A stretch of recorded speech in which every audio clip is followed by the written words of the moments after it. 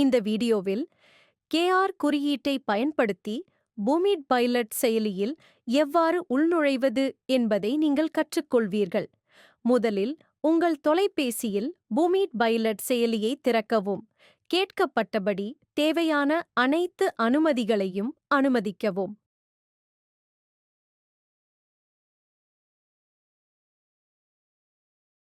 KR குறியீடு வழியாக உள்நுழைய உங்கள் டிஎஸ்பியிடமிருந்து கேஆர்-ஐ பெற வேண்டும்.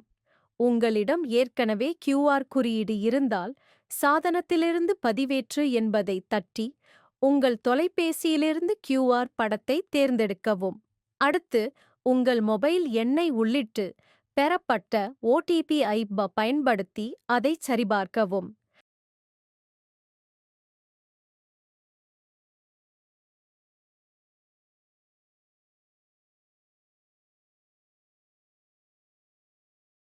நீங்கள் நுழைந்துவிட்டீர்கள். நீங்கள் வெற்றிகரமாக உள்நுழைந்து விட்டீர்கள்.